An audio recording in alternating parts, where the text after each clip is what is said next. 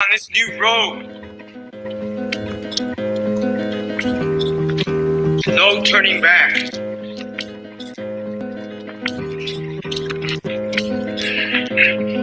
But we have our ancestors with us. We're going to continue to dance with them. Dreaming them. Calling them. Seeing them.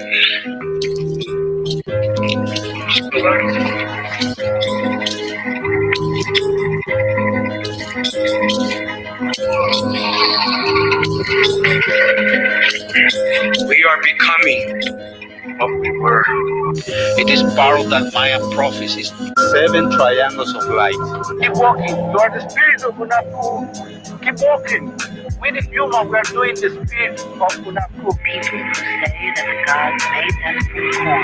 They planned their lives according to the heavens. Well versed in astronomy, using a sophisticated mathematics, they calculated the movements of the night sky thousands of years into the past and thousands of years into the future. They knew that the universe moved in cycles. Their lives were ruled by the rhythms of the natural world, planting and harvesting, birth and death, just as the great tree of life emerges from the earth. Always they're connected. Science and religion. In dreams, we learn from the Maya gods when to plant and when to harvest, when to set the fire, and when to do the corn ceremony.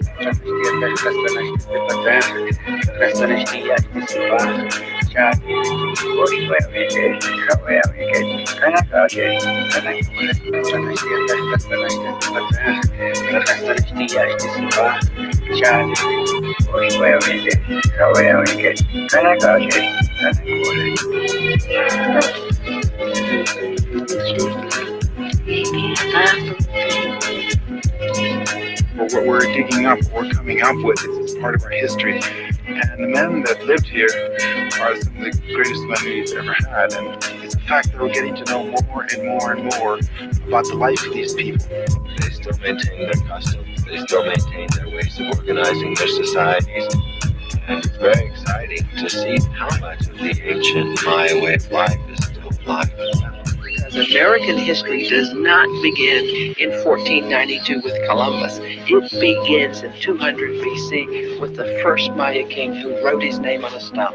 What is happening now is the people who made these places, people like Yashpak or Bird Jaguar or Fakal, are getting back their voices. They are becoming real to us and speaking to the people of the 20th century about who built this place and why and what they felt and what they thought about the world. These are not anonymous people anymore. You are the spirit of Unapu. Keep walking. We the human, we are doing the spirit of Unapu. Yo, LA Natives, Las Aslan podcast. Welcome back, people. I see you, Al Red Dog. Thank you for tapping in with us. Today we have a good guest. Once again, she kind of reminds me of what kind of Haron does in the community, where, you know, these individuals invest a lot of their personal time to do the work that maybe some families don't have the time to do, you know, because we shouldn't feel guilty about not being able to have available time to fight our own oppression. That's not the way oppression works. Oppression distracts you, eats up all of your time so that you can minimize the severity of what's happening.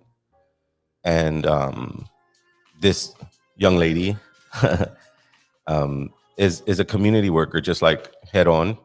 And we thought it would be great to kind of have her talk a little bit more about her life choices, right? Because you are a mom. Yes. Right. See? But you are very active in the community as well. Yes. You know, in small ways and big ways. I know Ivette was one of the helpers that helped us resolve our issues with the Tungvas in a good way. And I thought it was a good breath of fresh air to have somebody who maybe I hadn't known, because I've been doing this type of work in Los Angeles for over 20 years. So it's kind of hard not to meet somebody that isn't a part of this. But you were a fresh face. Head-On was a fresh face. And I thought that the issue was really long. So putting you individuals into, the next generation that has to carry on the torch of our work. Well, I just decided, Armando decided to have you come to our house and say hi and explain yourself and really inspire other young women, because right now is the time to really put that emphasis on our other part, right? Like, I know I love my partner and I try to support her as best as I can. Shout out to Jenny. She couldn't be here. She had to do some doula work, but she would have loved to be here with you. And she's a big part of our community. So, but nevertheless, we're here. Thank you. Just thank you both, hermano, for having me. Absolutely. And being so welcoming. Thank you. That's what I want to highlight the point that Zero made, time. Right? A lot of people either waste their time or put it to good use, right? And I'm sure Yvette, a lot of people that we probably surround ourselves with might not be able to do what you do. Yes. Right?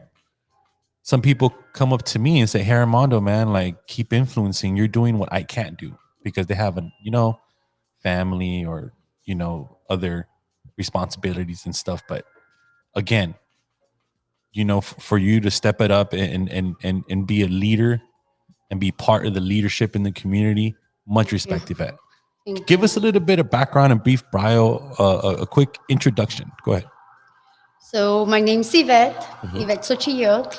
I was born and raised in Mexico City, beautiful Mexico, Tenochtitlan. DF? Yes. Like the main city? Wow, Yep. Cool. I kind of lived half of my life in the country. My family is from Hidalgo. Okay. So even though I was a city girl, I lived and learned and grew in the fields, en el campo, con los elotes, las mazorcas, el maíz, las habas, frijol. It was just beautiful. And so you helped it grow the crops? Yes. Like my that was an outlet, honestly. Every time that my grandparents will take me to the fields, it was like a feeling of freedom and connection. And I guess now being here and looking back and looking at the bigger picture, I grew up so traditionally indigenous without knowing that it was indigenous. Right. Well, that's the effect of colonization. That's the effect of kind of having to navigate ourselves through genocide. Yes. Where, you're even afraid to say, look at how our connection with the earth is indigenous, because you're afraid of, well, is that cool now? Can we say that now? And I think in Mexico, there is something that makes you want to reject that part of you. Right. There, I never realized how racist Mexico is until I came here. But there we see it through class, through being poor, through being dark, through being... people live based on appearance, and you're trying... From my travels to Mexico, I know that was kind of a shameful thing to say, that you're a native or an Indio. Yep. Or that was a derogatory term, where that, when I toured Mexico City and I went and interviewed at like pretty big publications, like big media, mainstream media outlets. Like, it would be comparable to like the LA Weekly, the LA Times. I actually remember those segments too. Yeah. Legendary segments, by the way, Zero. In Mexico City, right? And they're tripping that U.S. American grown children are wanting to be native. That was the first question they asked me. Yep. Like, what? Why do you want to be native? And I was like, why wouldn't you guys want to be native? I mean, look at these temples, and then you break down the significance or why that's important to you and your subject matter and your whole artistry, because that's what El Vuh was about. It was about studying our past and the best way I could describe it is just it's just darkness, and you're walking in there like trying to grab things, Yep. you know, and you grab onto very magnificent things, and you put pride in yourself, and then you go back home to the origin of where it was, and they're like, we're confused on why you like to be there. Yes. I think being indigenous in Mexico is symbolic to oppression, for being forgotten, being poor, being left out of the conversation. And it's so painful that people want to reject it. Right. It's a way of survival. Right. And again, I came here when I was 15. So I was old enough to remember. I remember since I was 3 years old. Wow. I grew up between dead bodies, between shootings, not very different from what we see here with the gang violence and police killings. And I mean, Mexico City is like the epicenter for political movements. And I paid attention. I always paid attention. I always like to ask questions, but it was always like, no estés de metiche, no seas preguntona, go out and play. Like, what are you doing here? But I didn't like that. Right. Then, I don't know, I think being here and being able to look back at the bigger picture, there's some nostalgia to reconnect with our roots, but I now can see the importance of keeping the culture, the tradition, the language alive, because in Mexico, is the massacre, the pain, the genocide, and how we are connected throughout Turtle Island, throughout the entire continent. Mexico is really nationalist, where, I took so much pride in being la de la escolta, la banderada. I always succeeded in school. I was the smartest kid. I won second place in poetry national level. The educational system in Mexico is very different from oh my goodness. Yeah. Can you explain a little bit, like maybe like how elementary or like the first years of school are?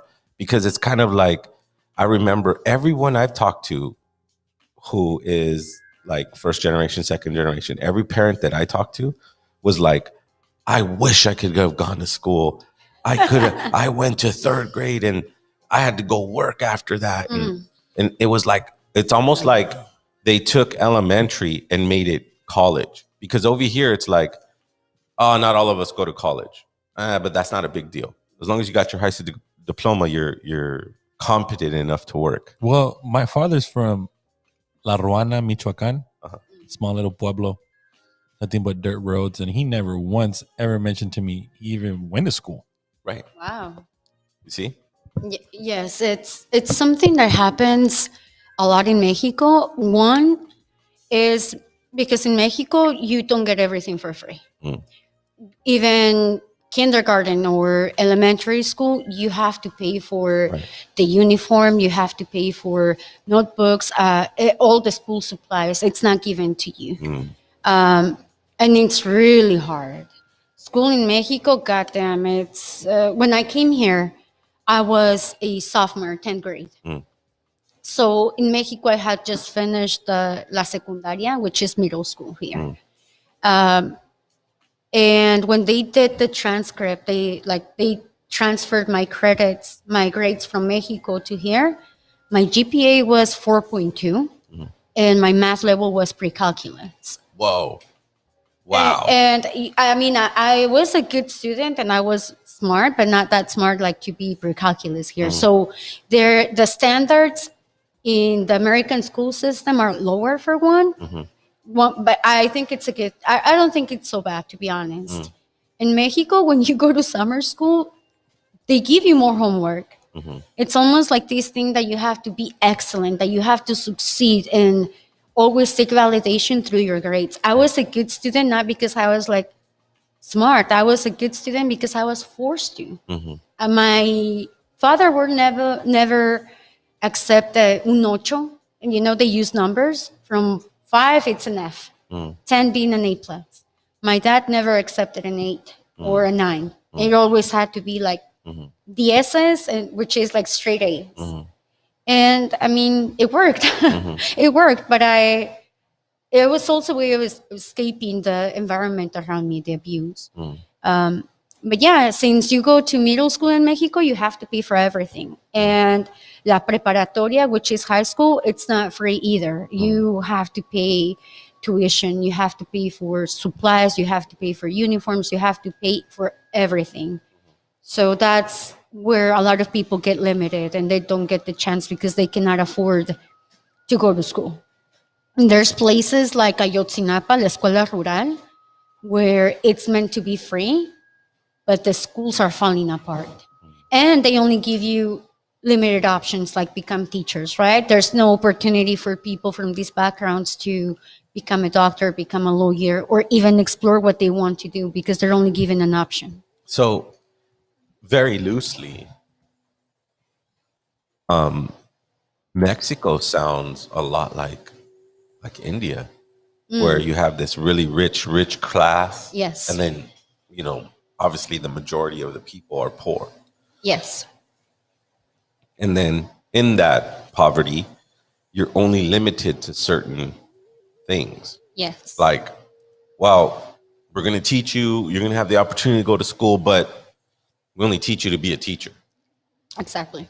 We can't give you the credentials to be a doctor, psychologist, whatever it is, surgeon, whatever it is the community needs.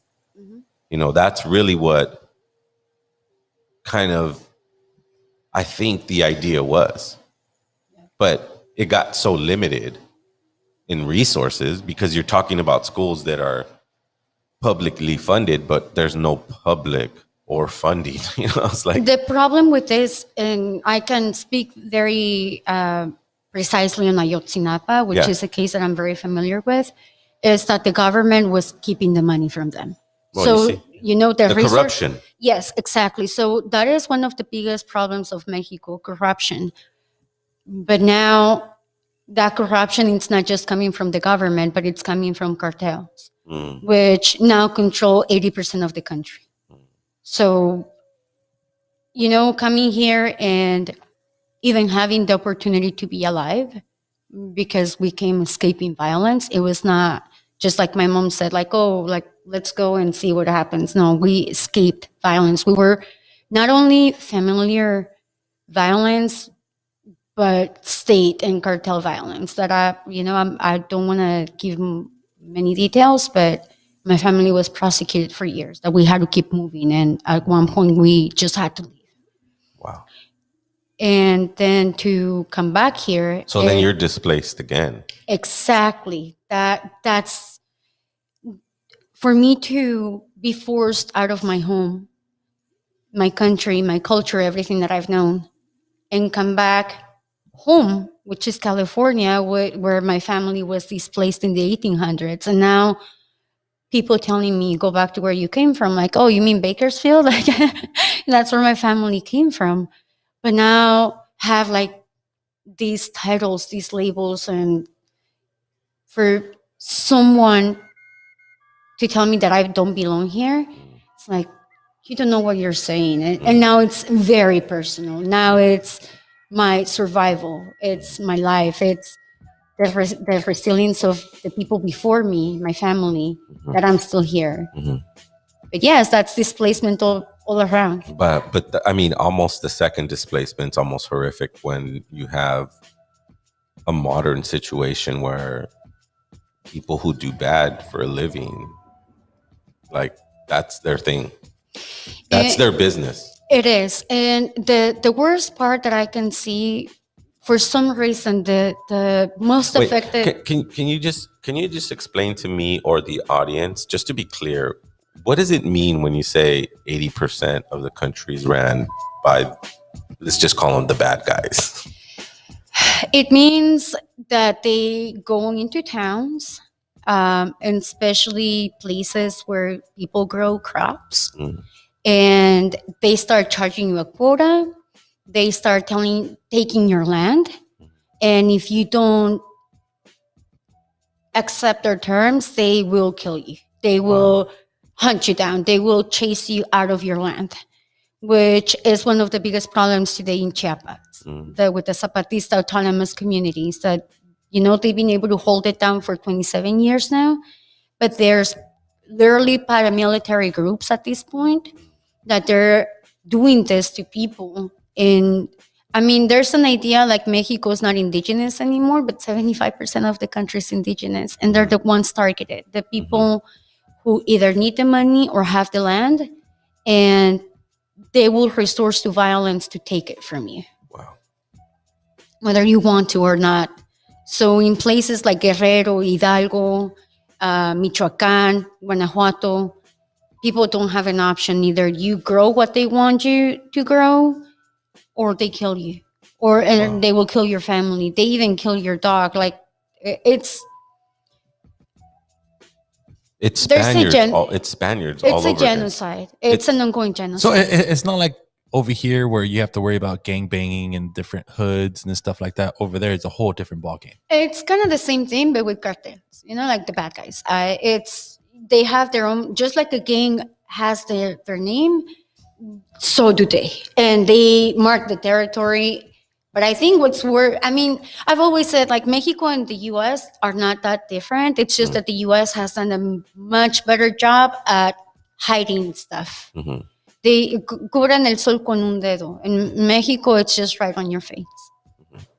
Well, I just remember, the youngest memory I have, when you mention Mexico, the first thing that pops into my head is, oh, that's the place where cops get money. Yeah, yes. Where you can give cops money. And that's the first thing you think of, at least I think of. Every time I talk to my father, he's from La Juana, Michoacan. He grew up there. I think he came here when he was in his early 20s. Oh. Every time I mention to him, hey, Dad, I'm going to take a little trip to Mexico. What do you think he tells me? Why? Exactly. Exactly. And it hurts me a lot. It does. It hurts. He says, mijo, you're going to get killed out there. Yeah. And I'm just thinking to myself, I'm like, is this what the propaganda teaches our elders right now? Or, was it the trauma that my father faced when he was out there before he came over here? Well, I can't even go to Mexico City without my dad tripping. Wow. It's a dangerous place, though. It is. It's a dangerous place. Let's not try to say that it isn't. But everywhere is a dangerous place. You could be in East Los Angeles, meet a racist cop that it just doesn't go your way. Well, I do have a couple of tias that would tell me, mijo, if you run with a bad crowd, then it's a dangerous environment. But feel free to go and just, stay low key. Exactly. Don't go over there and all stay that out nonsense. there till 2 in the morning. Why do they even tell me that? You know what I'm saying? I think, look, when people go to Mexico from the U.S., there's already the idea that you have money. Mm-hmm. People when they think about the U.S., they're thinking about the money conversion.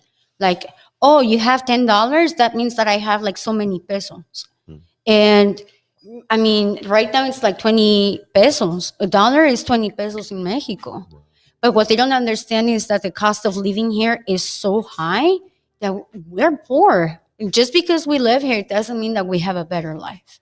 We have to hustle all the time. We have to, there's families. I know in Orange County, for example, it takes one family with 2 children, $68,000 just to be able to afford an apartment, a 2-bedroom apartment. $68,000. And since I used to run a company, that's around $5,500 a month. Like you have to earn $5,500. If you're making hourly, that's well over $30 an hour. Yeah. Just to live off the basic necessities. Just to live in a small 2-bedroom apartment. Okay, but keep in mind that that's if you have a social security, that's if you have a legal status, right? Because I know families that are undocumented and both parents work sometimes 2 to 3 jobs and they're still struggling. Yeah, they're probably making like 30 grand with those 3 jobs and no more time to spare and no free time.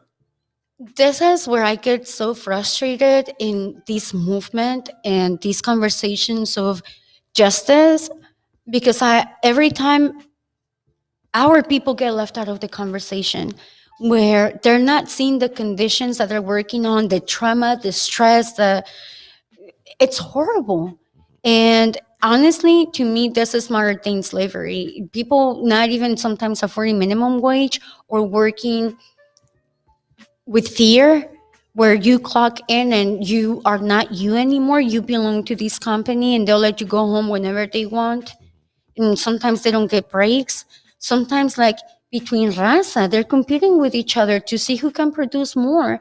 And what they're doing is that they're making the environment of work a lot more stressful. Well, it reminds me of the environment that you went to school in. Exactly. Because people are busting their ass to get their kid to school. You better be in the top 10. That's impossible. What if you're not into reading? What if you're into drawing? What if you're into math? What if you're into things that really don't interest you in that way? But if you have a high competition for one position, then you'll always, it's almost like pushing your gas on your car all the way down to the metal until it just doesn't run anymore. And the last one left is the winner.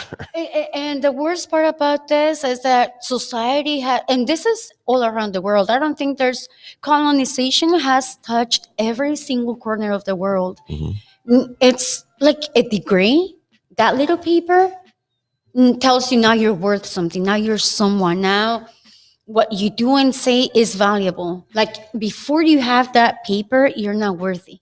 Of course not. And that's a shame, because what's that telling us about music, poetry, art? Like those things are not worth only when they fit your standards. So it's colonization all around in everything.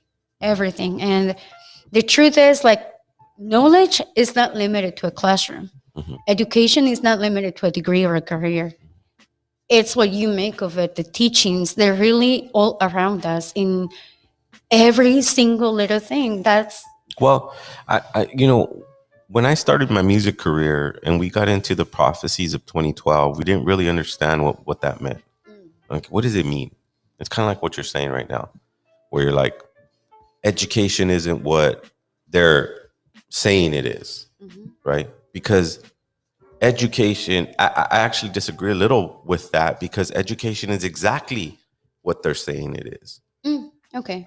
You know what I mean? Yes. Because they built the structure to put you into it. Yes. Now, yes. There's also an alternative to education, which is information. Yes, I like that. That's Malcolm X. He didn't have no degree. He just read books. Yes. There was no boundary. There was no square. There was no grade.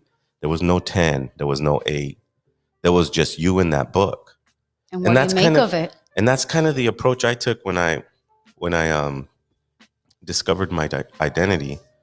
You know, I was playing in a reggae band, and I thought everyone was African. Not because that's what was taught to me. It was just that that's the vibe I chose, because not knowing better. But then my friend tells me, "Hey, come to my house and watch this documentary on the Maya." So I go, and boom, the first 5 minutes of that, I'm almost in tears. My jaws dropped, and I went, "Wait, that's me." Like, it was almost like seeing a reflection where you thought the reflection was poverty, dysfunction, alcoholism. Those are the results of colonization. But when you find your identity, when you look at yourself in the mirror, and that mirror is so brilliant, it had precise intentions that were going to have a ramification to now, which brings me back to 2012. What was that? What was that? It was a shift. A shift in what? A shift in the earth, an actual physical shift in the earth, which creates a vibration, which come up to our feet, which come into our body and hit our consciousness. Right? Yep. That's the shift, which is breaking colonial perspective. Yes. Because it's not about education. It's about information. Yes, I think I it doesn't matter how smart people thought that I was when I was growing up or my grades told. Unlearning, not learning, unlearning has taught me so much more that I could ever learn in a classroom. Right. And that's when I went within myself and finally, like you said, like I could look finally at myself and see the beauty, not because of me, but because of where I come from. The people before me. I realized this life is not about me. It's about all of us. And I'm just a small little part of the contribution to this moment in this life. It's not about one person. And that's another thing that we learn in this colonial system, that to be egocentric, that everything's about us and we take everything. Well, it's part of being human too, part of duality. That's a good point, because you could take it to the current situation now. We won't say the specifics of the current situation, right? Yes. But if someone isn't affected, right? And you're going, but if you don't do that, then you're going to hurt me. That's ego. It is. Right? Because what I say is, if anyone is sick, I'm going to run through that door. I'm going to bring herbs. I'm going to bring bee pollen. I'm going to bring spirulina. I'm going to bring all the tools that my ancestors left me thousands and thousands of years ago. And I want to say, okay, let's go. This is your shit. This is mine.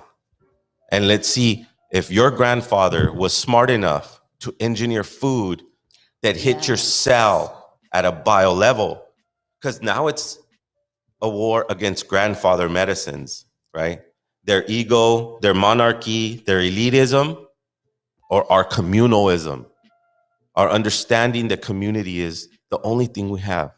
And we are just one little small drop in that contribution. Right. Yvette, I have a question for you. Like, I noticed you mentioned to me you would always question things, right? I still do. Right?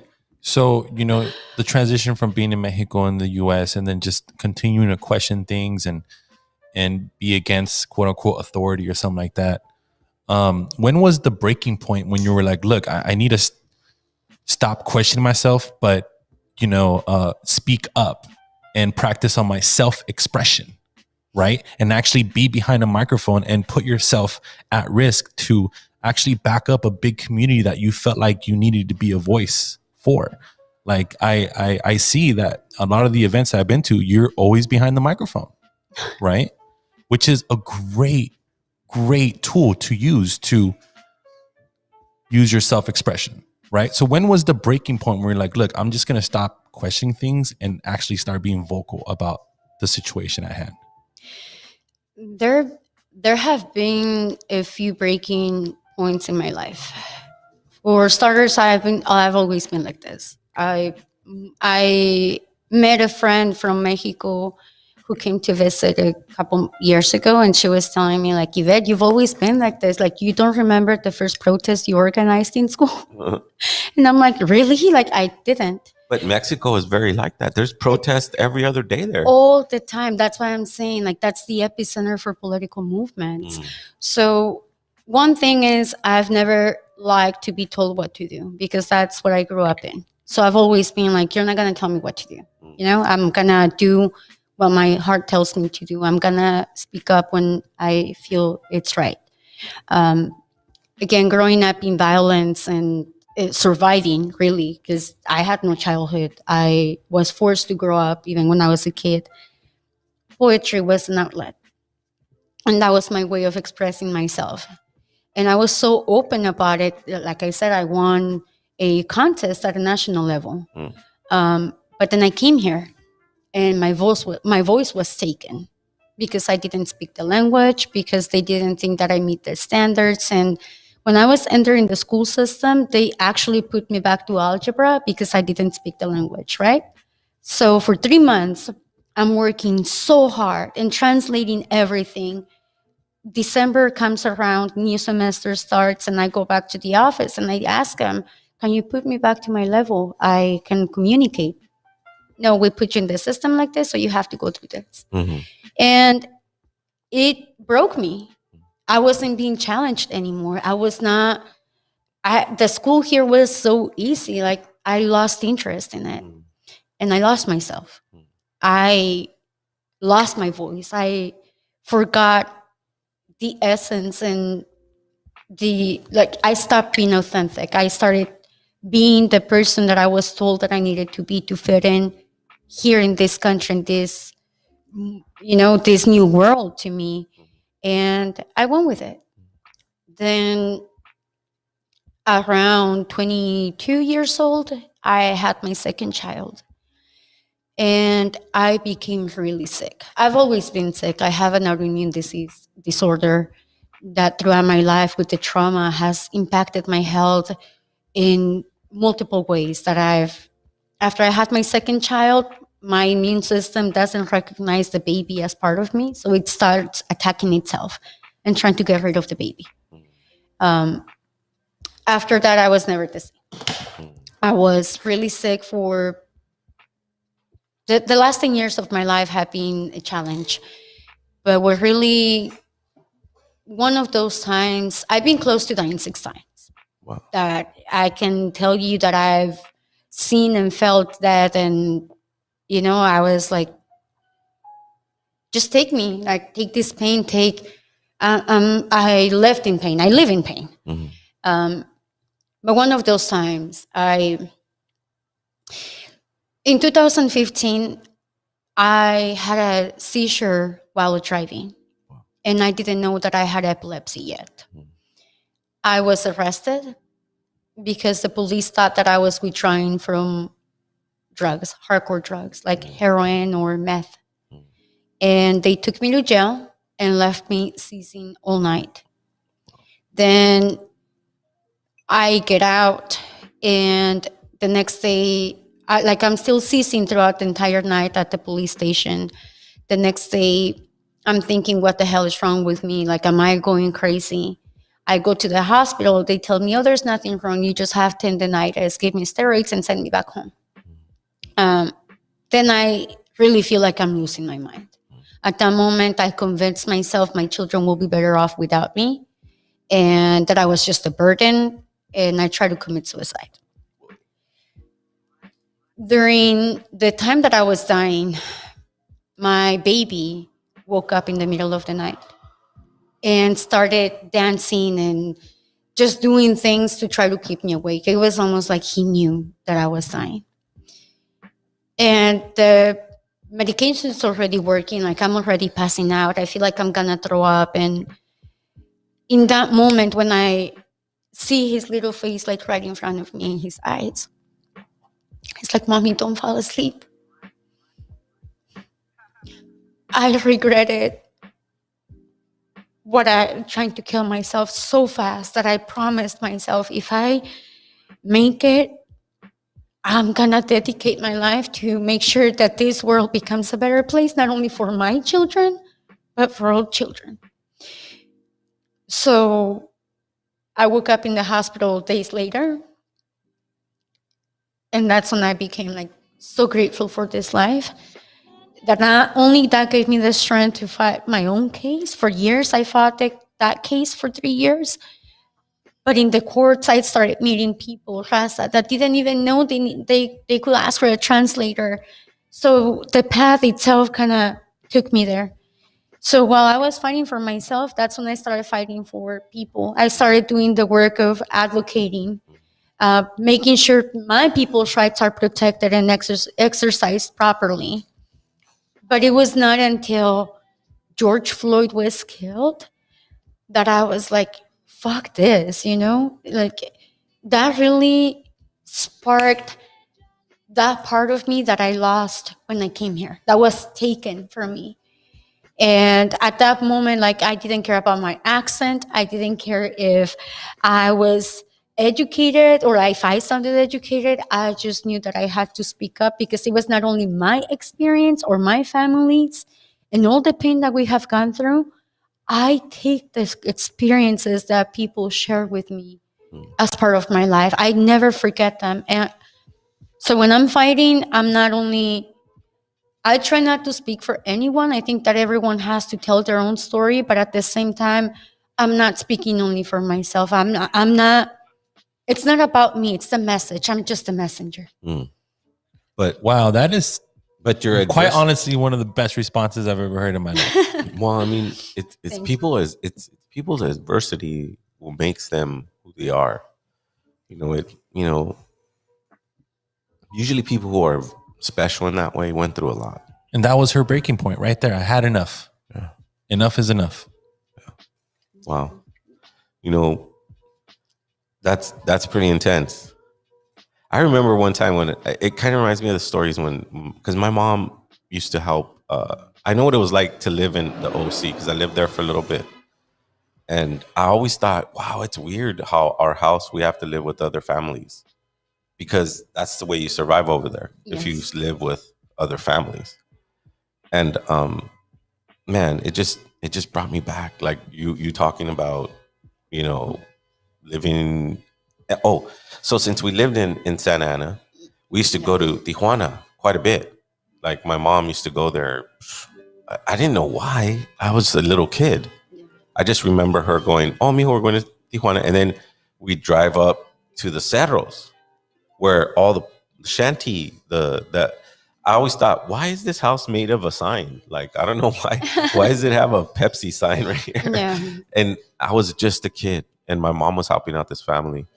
And anyways, my mom left for like a couple days, and me and my sister were there.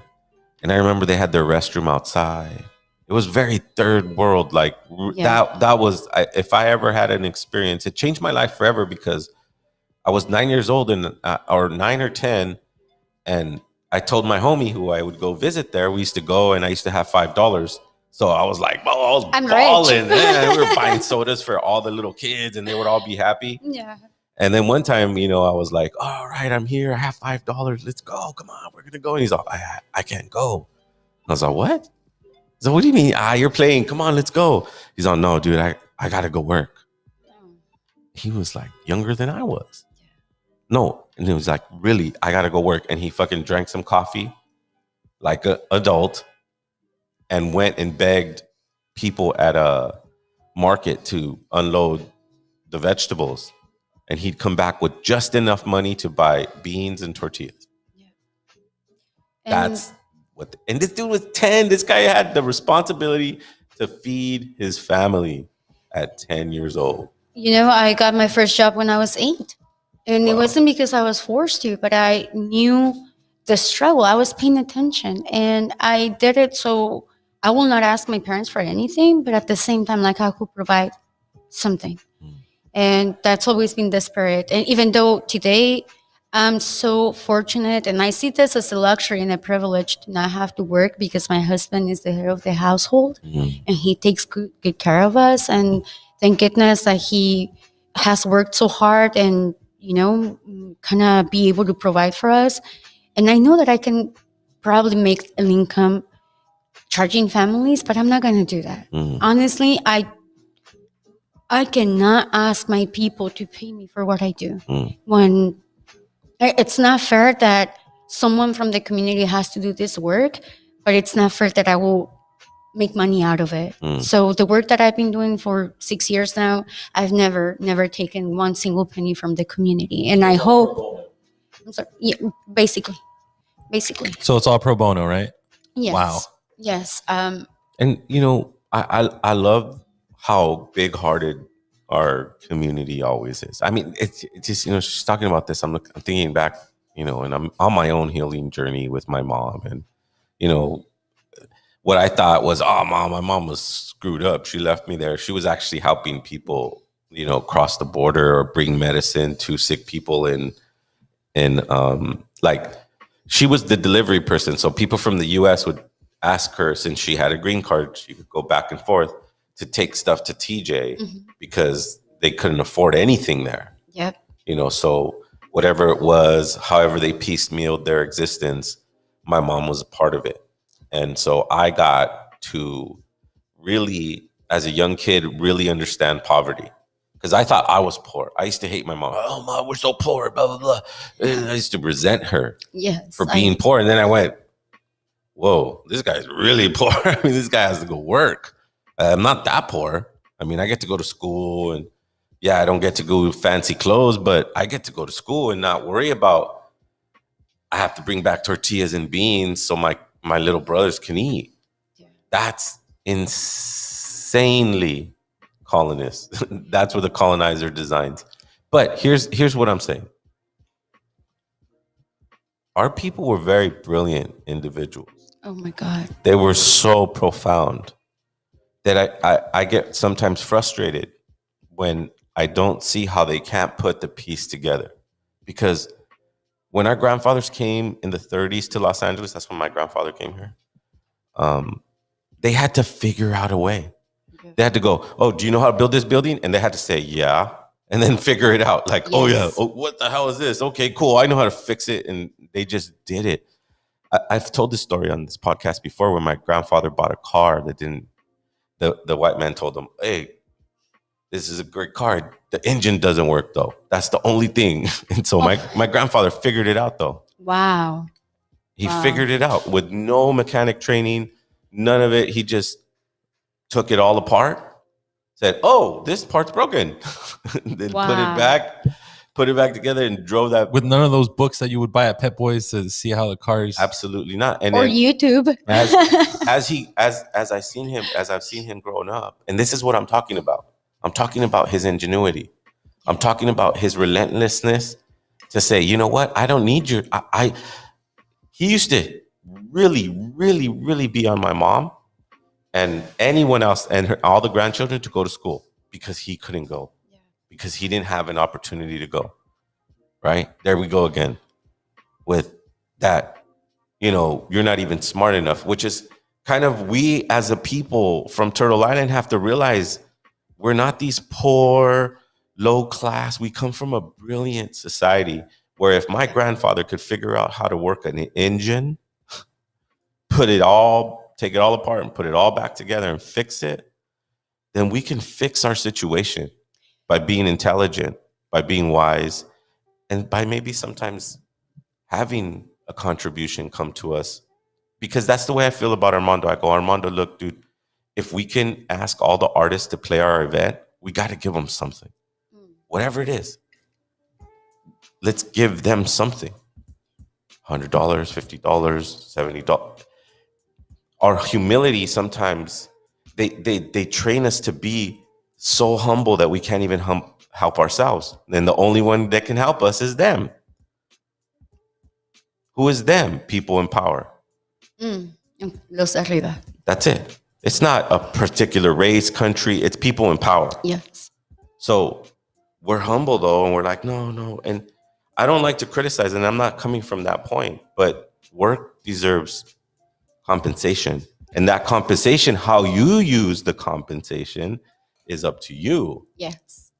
And, I just had this conversation with someone from the community who asked me, like, no seas mensa, like, take what, if they offer you money, take it. My way of compensation is really seeing the change in these families, how it betters their life. Absolutely. Their blessings really, just like when someone, words are so powerful. They carry a frequency, they carry intention. So when someone from the community is blessing me because I did something for them from my heart takes that. That's, to me, I cannot put a price or value to that. Absolutely. And I trust that at one point, if I'm going to make money out of this. But you have to, in my opinion, you have to allow people to want to help your journey. Yes. Because, yes. I mean, as luxurious as it is and as beautiful as it is that a man is going, hey, I'm going to take care of all my family, and you have the opportunity to do something. What I'm saying is that sometimes people that we this is one thing that I noticed. Okay, I was at a show, right, during my early El Vuh years, and I was already wealthy because I was working with autistic kids. So making money off of my merchandise wasn't something I was very interested in, right? So this guy comes to the booth, he's like, oh, I want all the shirts, but how much are they? And I was like, I wanted to be professional. So I said, oh, $15. They're 15. And then he's all, oh man, yeah, maybe not. And then goes to the bar and spends $70. Oh my God. On like 4 drinks. And I'm like feeling bad that I overcharged him. And then he goes and turns around and just like wastes. That's what I'm saying. Yes. It's like they'll go like, so that's why I'm saying when I ask people to buy my merchandise, it's at a fixed rate because I know how much time I put into it. I know what it's worth. And anything that anyone does is worth something. Absolutely. And I know that you do it out of good feeling. But how much more powerful will it be if they go, hey man, here, you know what the elders do? You know what you should do? This is my suggestion. Because I want to see you succeed. No, I want to hear it. They go, put it in a red cloth. Just give it to me. Put it in a red cloth. Whatever it is, $5, $10, $20, $5,000. Who cares? You're not asking. Just put it in a red cloth for me. And whatever it is, I'll be happy and thankful that you gave it to me. That's what the elder said. I think, so I've always had this idea that one day I'm going to work on my business, and that when I do that, like, I'm going to get back the good that I've put out in the world. But maybe this is the catch. When I'm helping people, I'm learning. 2019, I want to say, to 2020, kind of like when the movement, this new uprising started, I was in school to become a lawyer and I was taking journalism classes. And at the same time, I learned that California is one of the only few states where you can become a lawyer without paying for law school. So if you become an apprentice with a judge, with a lawyer, or do the work, you can, if you take the bar exam and you pass, you can become a lawyer. There's 2 bar exams, the baby and the big one. That's kind of what I'm getting out of the advocacy work. Good. I'm learning. And, like I can help. So there's a focus. Absolutely. I still struggle with this because I don't know if I'm going to. That's the question about education. Now I'm seeing something very different. And I feel like in school, you put yourself in a little box. Like if you become a doctor, you're a surgeon, a heart surgeon, then you're limited to only learning that. If you become a real estate lawyer, you're limited to only learning that. You have to go and get another proof that you are like authorized or certified to do this work.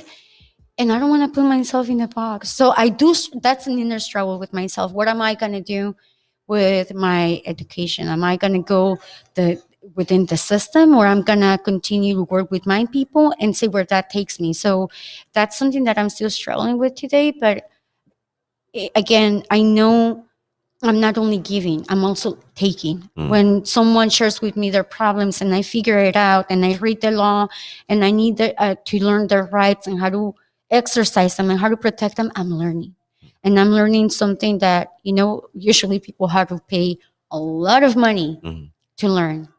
So I'm getting something out of it in that sense. Well, that just reminds me that you're not selling out. You just run with your gut, right, Zero? Yes. Yeah. Well, yes. And she's applying her talents.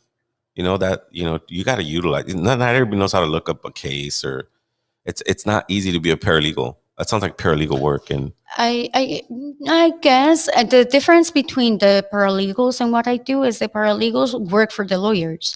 I work for the people. Yeah. So I've really just taken like their model. No, but I'm talking about like the amount of research, because people think that lawyers read all that. It's not the lawyers. It's the paralegal that reads all the stuff and briefs the lawyer, and the lawyer has strategies, or maybe he's familiar with that case.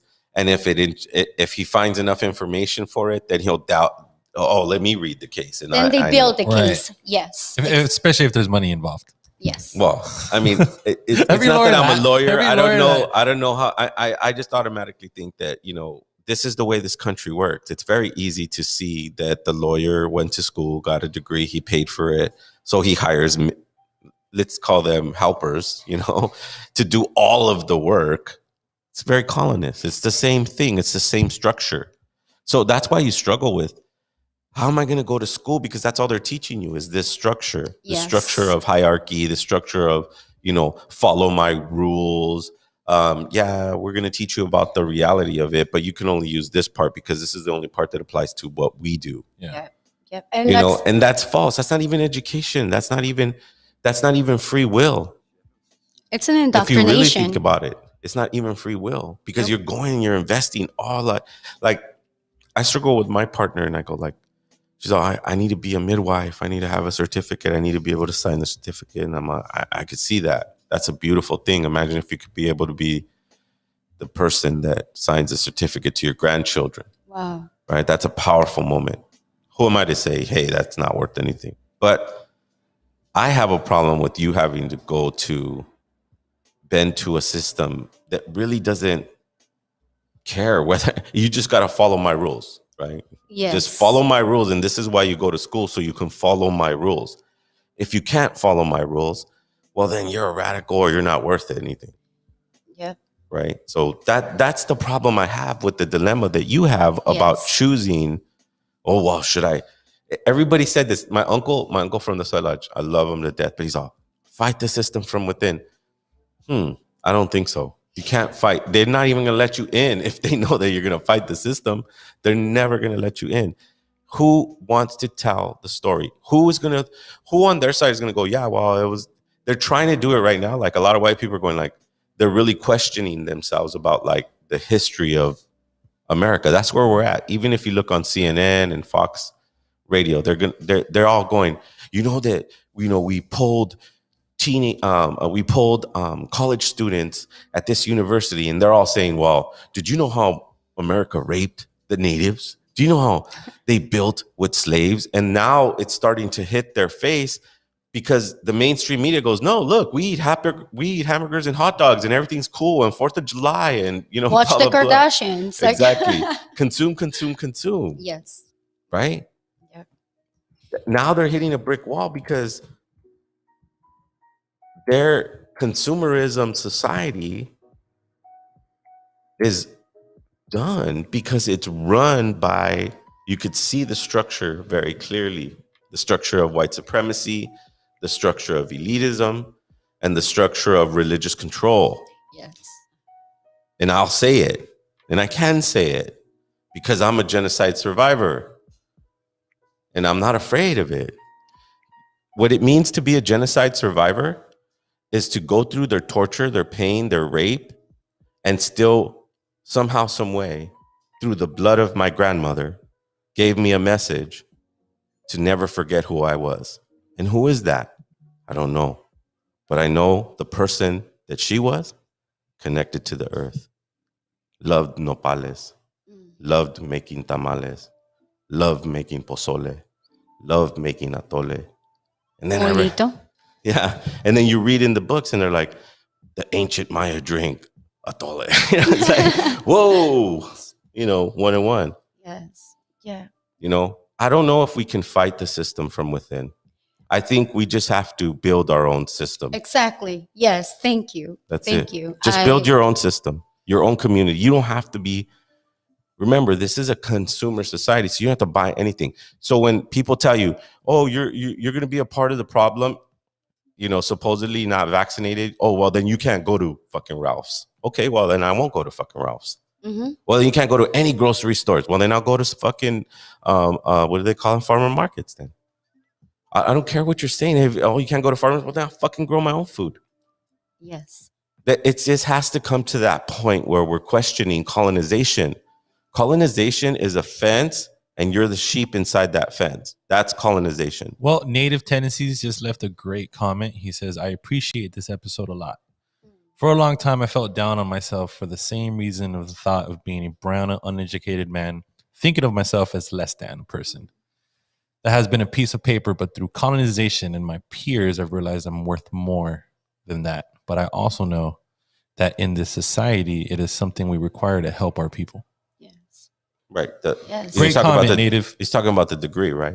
Yes. Yeah. Great comment, Native Tendencies. I mean, we love you. I truly believe it. If you guys want to go through that, It's just like, it's kind of like, if you want to get vaccinated, get vaccinated. There's no argument on not to. The argument is when you force someone to, that's something different. Because, so education is the same way. Yes. Hey, you want to go down that road? I mean, we had the educators the other time, right? And I told them, like, man, how much racism did you face? You know, how much compromise did you have? How much, you know, it's like, whoa, you start to realize, whoa, fuck, I was in this little box. You know, they made me go through that. They made me say these things. It's not like you can go put a charter school and go, look, we're only going to speak Nahuatl, and we're going to put our focus on understanding flora and fauna and understanding time. And then they're going to go, but where's George Washington's lesson? Where's Christopher Columbus's lesson? And it's like, see, you have to follow their curriculum. You know, so that's where we have to try to start questioning is, how free are we? I think democracy has been sold with the idea that it gives you freedom, when in reality, it puts limits to the freedom. It's not, we don't live in an autonomous society. Can I add something to that, though? Of course. It's not that it puts limits to the freedom. It puts limits to living in their society. You know what I mean? Because we can live outside of that and build our own house and be by a river. And if you can't find me, I'm not even there. Yep. Really, in reality, each one of us from the city could go, I'm going to go as far as I can. And if they catch me once and they pull me back over here, kind of like, you can't live in the wilderness alone. Like, you're too stupid to live in the wilderness alone. And that's not true. Absolutely not. Look what our ancestors built. That's what I'm trying to say, Yvette, Armando, is that we have the ingenuity. We have the creativity to create our own system within a system. We have the Zapatistas as example. Absolutely. Right. So, you know, talking about the Zapatista, you know, prior to this episode, I was telling you guys that the first time I ever heard of that term was on an El Vuh record when I was a teenager, like preteen. I'm talking 16, 15 years old, right? I noticed that you have that on your profile. And I know, you know, Zero was speaking about the Zapatista movement forever throughout his whole career. Can you guys, you know, give us a quick breakdown on what that is for people that are not familiar? I remember, oh man, it was 94. I was in my bed. We were still kind of just forming Quinto Sol. So I think it was after practice. I was just sleeping. I just remember at midnight, boom, the news hits. And it's like, uprising in Mexico. And it says, as soon as the newscaster said that, my heart started beating really fast. Like, what the fuck? Mexico? What's going on in Mexico? And then boom, the whole stories of, you know, the inhabitants of Chiapas, right?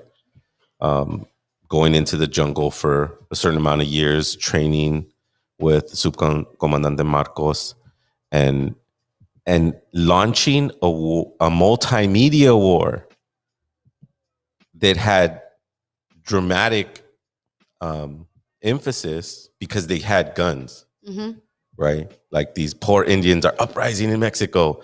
But the uprising, the guns were just so that cameras would go to Chiapas and start writing about, like, what's going on over here, you know? And so a brilliant strategy. It was really brilliant to see that whole movement led by indigenous elders, because that's really where the meat and potatoes was. Yes. Was in... with the community. Ramona. Yes. With Comandante Ramona. Moises.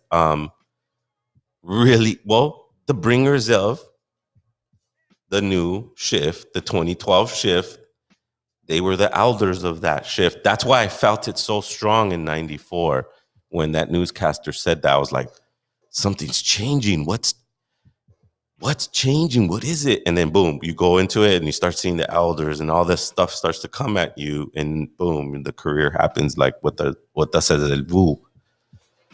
But that's my story. What's your story?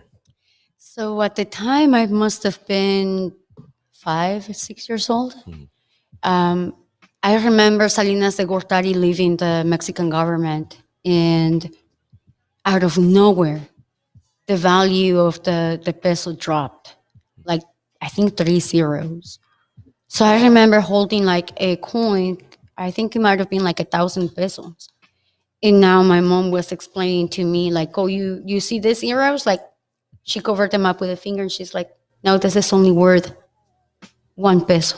Wow. And I was a little kid. I was just like so blown away. I was like, what? Like, you mean that I cannot buy this much candy anymore? That was my first thing. Right. Then I must have been 13 years old when I kept hearing the word like about the uprising and, like, but this is like already 2000 maybe. That's like about 6 years into it, right? Yes. Yeah. And they were still trying to negotiate and abandon weapons and that stuff. And I just remember looking at them and thinking, learning about their struggle, what they were fighting for, and thinking like, holy crap, like this is my family.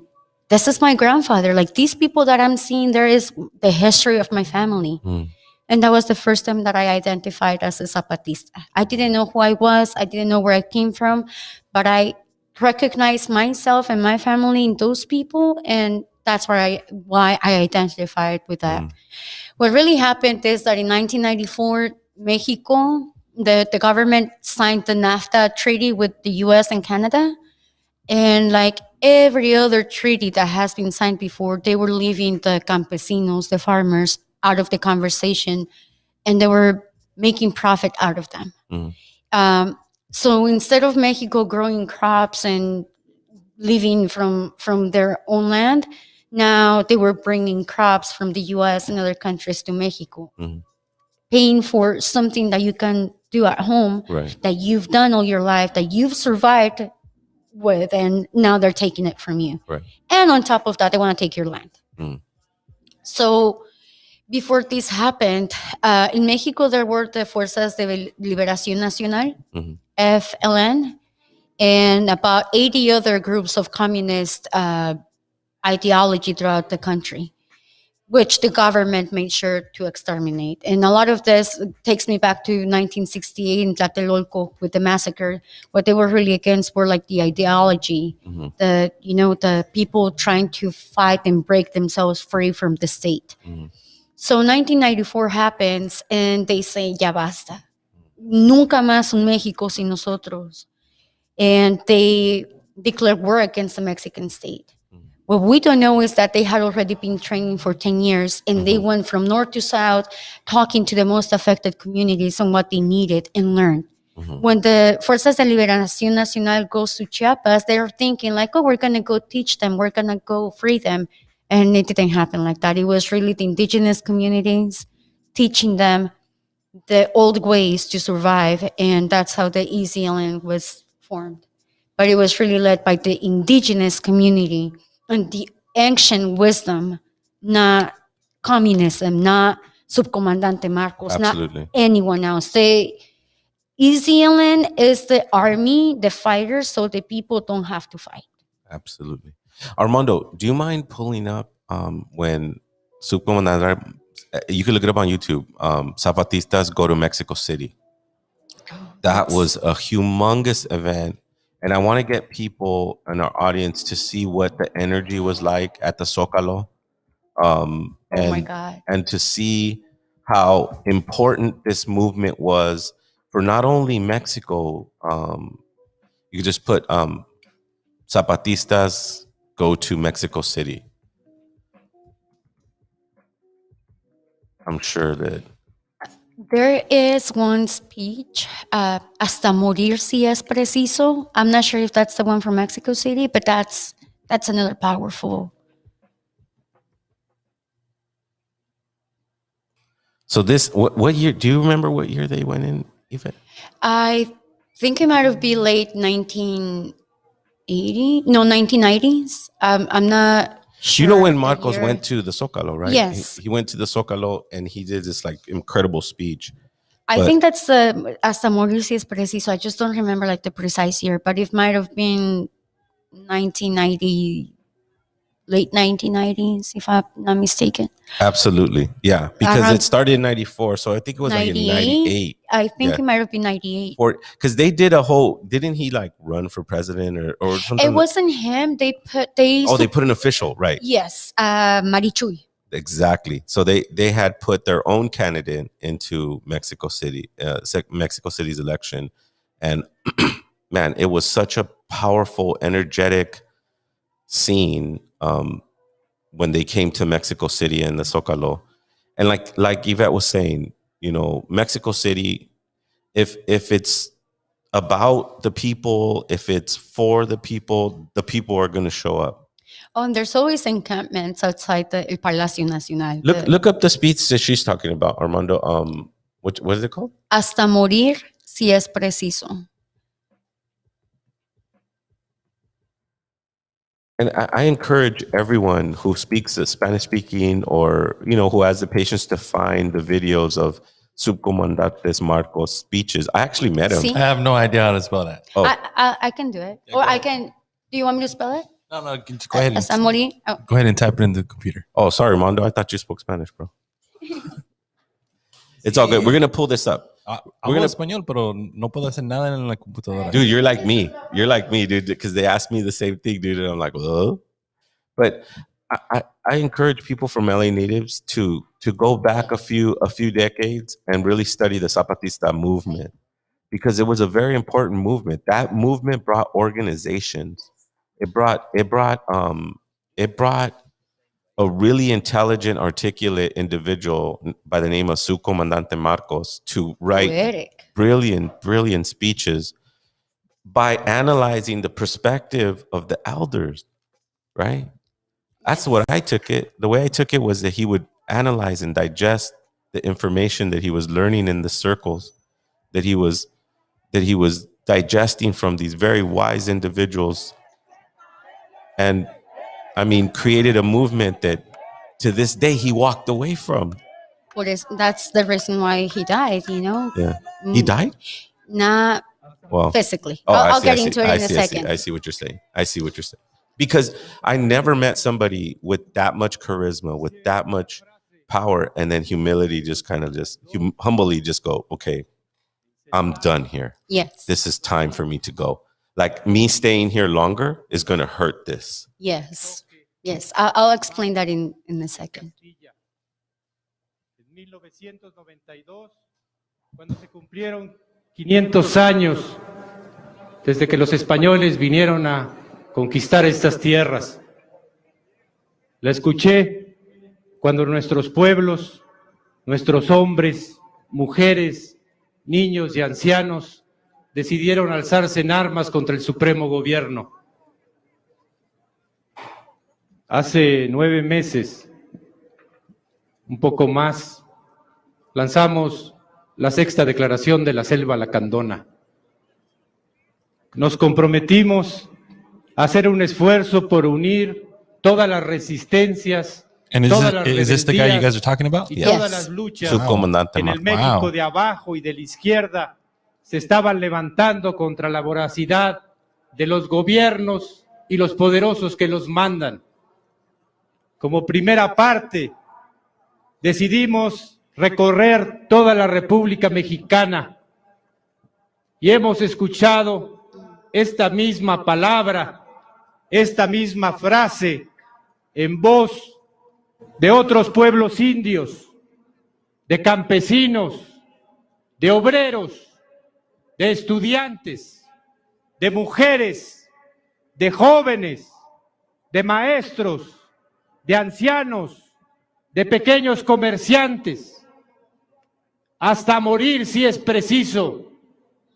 Ellos, ellas, nosotros, nosotras, la otra campaña, hemos decidido unir nuestras luchas no para cambiar un gobierno, sino para derrocarlo, no para pedirle a los ricos, sino para sacarlos de este país. El que está allá va a salir, y el que está allá también, y también el que está allá. Can we pause that for a second? Van a salir, los vamos a derrocar, You got to understand, this is a mestizo, quote unquote, this is pretty much a poor man telling the government that you're corrupt, and with the force of the people, we're going to take you out of these offices. Yes. With the force of the people. Wow. And that we are willing to die fighting. That's why it says hasta morir si es preciso, until death if we have to die. What powerful speeches. Those are powerful speeches that everyone should study. Everyone should study those speeches and put them in their heart, because they were said with the guidance of the abuelos. Exactly. That's why Zapatismo speaks to me at every level, because it's not made up, it was not subcomandante. It's not coming from what one single person or system wants to do. It's the will of the people with ancient wisdom. It's ancient teachings. It's indigenous way of life. Absolutely. And Zapatismo is a way of life. It's, it is definitely something that you need to study, because it helps you along the road of this indigeneity road that you're trying to find, because you have to find inspiration from our Sitting Bull. Who is our modern day Sitting Bull? Who is our modern day Geronimo? Who are the people that are making eloquent speeches that are humbly for the people, really, and that movement was powerful. And I remember, because when that whole Zapatista movement happened, a lot of Chicanos from East LA went down there, and they're like, we want to help, we want to be a part of. And they're like, what you guys need to do is sit in a group over here and then go back to your community and do your work over there, because we got it over here. We got our own community. And when I heard that, I was like, wow, what a powerful movement. Like, we're going to teach you, we'll give you all the booklets, we'll give you the organizational structure, but you got to go take that over there. We don't need help over here. When we are having the asambleas, and in the network that I'm part of with the Zapatistas, it's in this part of the wall. So Sexta Gritas del Norte, right? And I'm around people that went to Chiapas when that happened. And, I didn't get the chance to go to the Zapatista communities growing up. I haven't been able to go in recent years because of my health and just how things started happening. But to be able to learn and sit down with people like this, it's amazing. It's such a beautiful gift.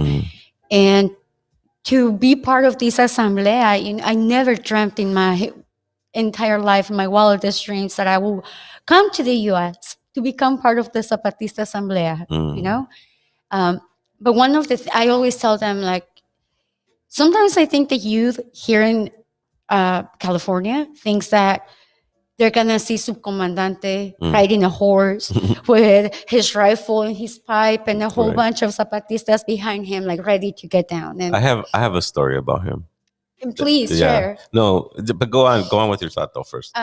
The thing about Zapatismo, and this is very explicit, el Zapatismo no se exporta. You cannot export Zapatismo. You can take the teachings. You can take the concept, the principles, and adapt them to your community, because each community has their own needs.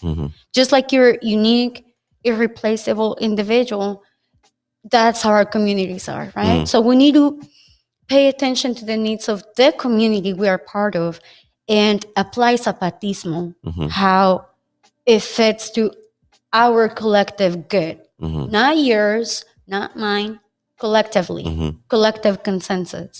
And that's the way of the abuelos, the elders, that it's not about you, it's not about me, it's not imposing, it's about proposing. And I mean, it's about contributing. Yes. And to cargo, like in Zapatismo, everyone has a cargo, a charge. Right. And it's not based on your degree, it's not based on the model that we've been imposed, it's what you are good at. It's, you might be a doctor, but if you're a better teacher, then the community is gonna give you that cargo to be a teacher. And it's not whether you want to or not, it's your community service to the community. So it's an honor to have a cargo in your community. Wow. Yeah. See, I'm not too versed on exactly. I was very inspired by Marcos's speech in terms of implying it or imposing it into my poetry or my work, my sampling, whatever it is that it was. I was just really inspired by that Zapatista movement, him individually. I remember, I believe it was like 2000. I don't remember. Early 2000s.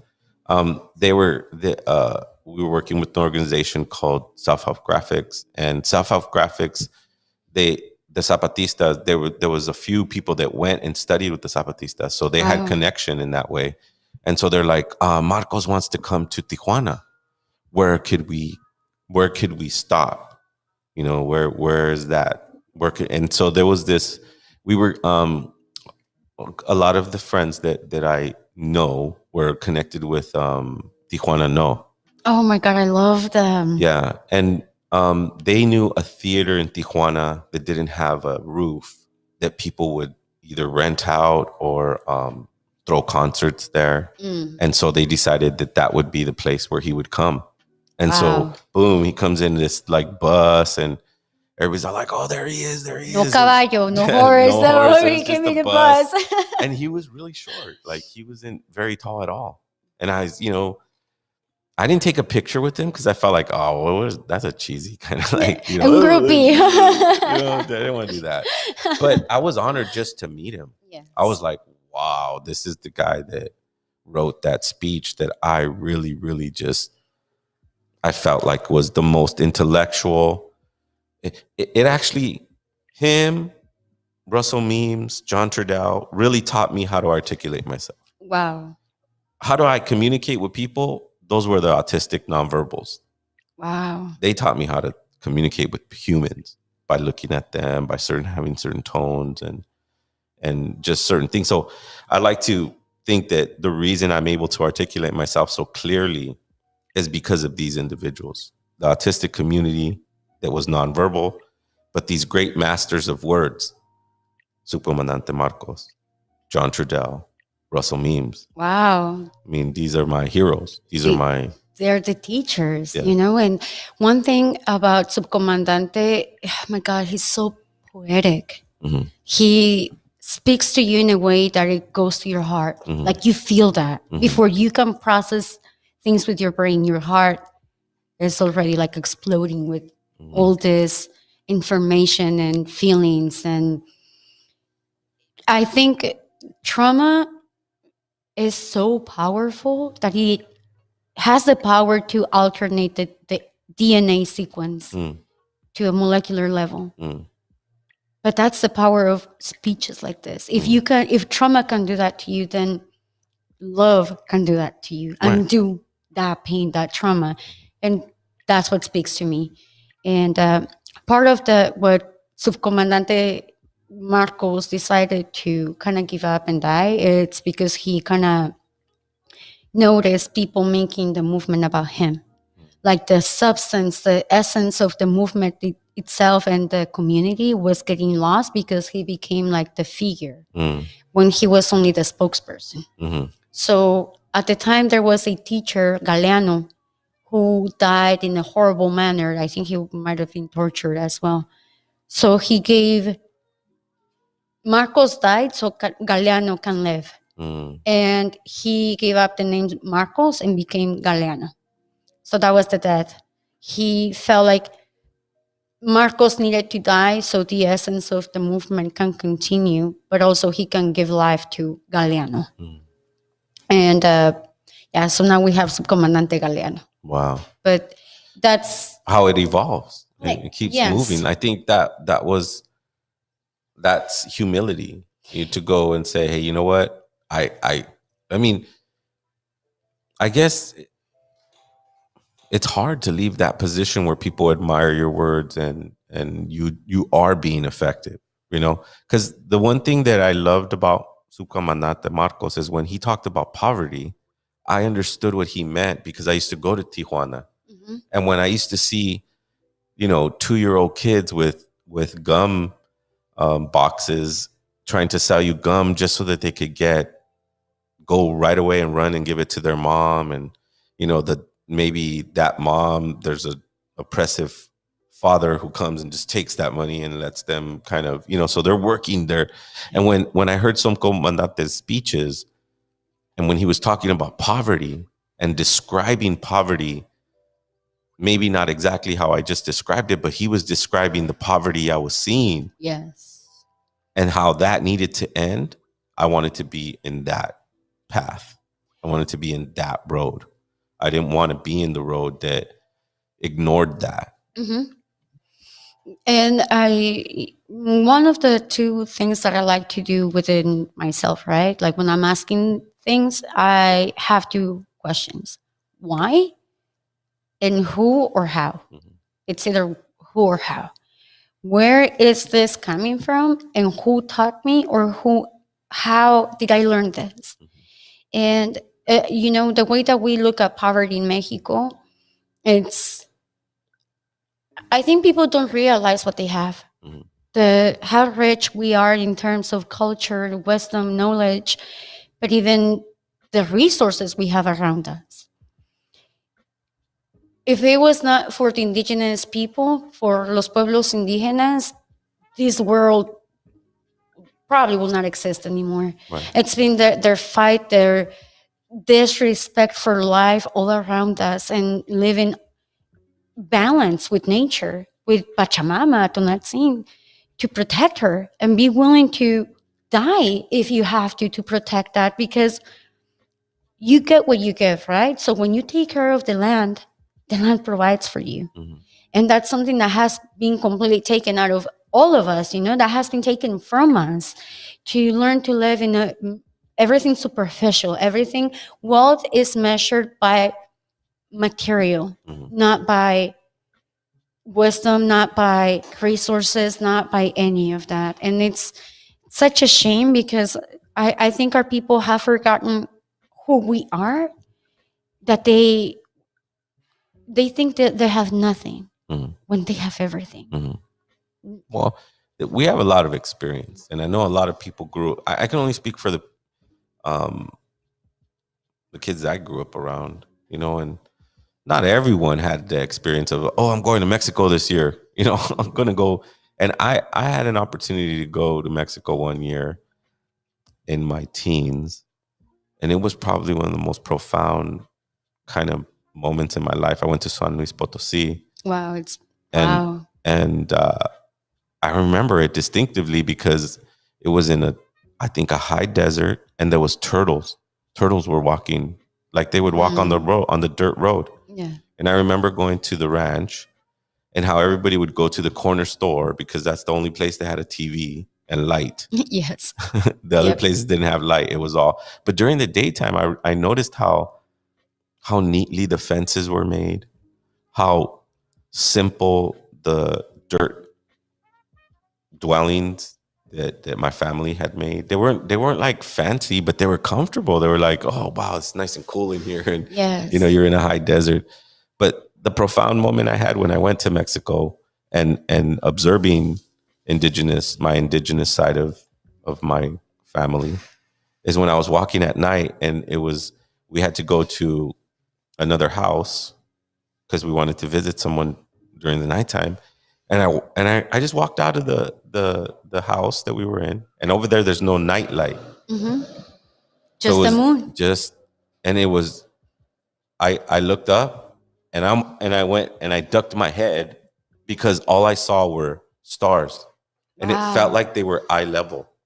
Like I felt like a layer of stars, see a layer of stars. It was just like a bunch of bubbles, like of light in a really clear path. Like it almost like was like the Milky Way went down. Wow. And like I was like, and it felt like you could just walk through in between the stars. It was such an impactful moment. I got scared. Like I didn't realize, like, whoa, what is this? Well, that's not the world that you know. Yeah. You get me? And that's the world that we come from, is what I'm trying to point out. This is the foundation of the Zapatista movement Yes. is to reconnect with the land, respect it enough to organize your community to take care of it, to take care of each other. Yes. No movement is perfect. So don't expect it to be a bed of roses, but know that we have a history of fighting for our rights ever since they came here. Just like Uncle Masatin said, we thought it was darkness, but there was always been a light on. It was us. It was our will to follow that light and try to find what that is. And it's many, many points of it. Zapatismo is one of them. Indigenous community is another. The Chicano movement. Yeah. Oh my goodness. I had never resonated so much with the word Chicano, Chicana. What does that really mean for people that don't really kind of get it? So let me get first into the misconception, because a lot of people think that it's a Mexican person or the Mexican descent that was born in the U.S., like being Mexican American, right? But no, Chicano really means like you are saying, F your labels, you're not going to tell me who I am. Like, I'm going to reconnect my indigenous roots and I'm going to call myself what I want. So I'm a Chicano, I'm a Chicana. And just really preserving the knowledge and the wisdom alive. It was for me, my mom went to Garfield High School, so she was here during the times where they did the walkouts and all that stuff. She was a part of the Garfield when that happened, and people standing up for their rights and really finding their identity during a time, a very racist time. This is the time where like Martin Luther King, was doing their marches, and so people in our community said, well, we have a history here too. And that history it goes way back to the Aztec and the Mayans. Yes. And it really was the beginning of that connection. What the specifics were of that, we didn't know. But we had paintings and we had artists like Paul Boteo, really profound Chicano artists that went and muraled up the whole East LA, and this is the 60s. Wow. And really reconnecting what that is. And at the same time, AIM is starting to come up, right? And so the Chicano movement and AIM start to go, hey, we're kind of the same. Let's fight the same struggles. When they did that, then they went, well, come to the sweat lodges then. Come to the sun dances then. Ceremony. And that was our introduction. The orphan children. Chicanos really are orphaned. Yes. We're orphans who named ourselves, who said, hey, you know what? You're not going to call me mestizo, wetback, beaner. Legal. I'm a Chicano connected to Aztlán, connected to our original grandfathers, which are the Maya, the Mexica, and the Azteca. They didn't know what it meant to say that, but they were correct. They were correct. I hate that word, by the way. Amigo. Amigo?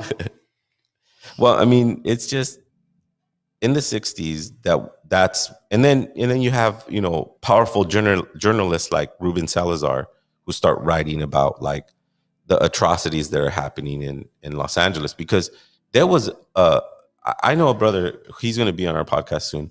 Hopefully we can get him on here, where he's done his whole thesis on how racist Los Angeles was towards people of color or Mexican descent, right? Where what he has his thesis on, incarceration culture. Wow, that's powerful. Incarceration. How did it start? What did it happen? And back in the 40s, there was a lot of immigrant families in Los Angeles who had a lot of kids. What are we going to do with these kids that are running around here? They think they can go over there to Long Beach and hang out with the white kids. And they think they can go over here to, Westwood and hang out with the white kids over there. There's a problem over here. And so they hire racist cops and create a juvenile system. It's almost the same kind of approach of boarding school. Yes. The residential schools that the Native Americans in Canada they were just taken from their families. Well, you were taken from your family over here because a guy across the street over there was drinking a beer. And since you were close enough to him, you had to be associated to him. So guess what? You're going to jail. And now you're in juvenile hall. And, you know, one of the concepts that I think it's so dehumanizing about the present industrial complex, how these companies really make money out of separating families. Yeah. Because that's, you know, and now with the war on drugs, that it's really a war against the people. They're still making profit out of them. There's still a catch, right, at the expense of the well-being of the people. But the most horrifying thing about this is that the same system that built the residential schools, the same system that built the jails and prison, has now built the immigration system that it's literally putting kids in cages. And the concept, it's still the same thing, kind of like kill the Indian and save the man. Right.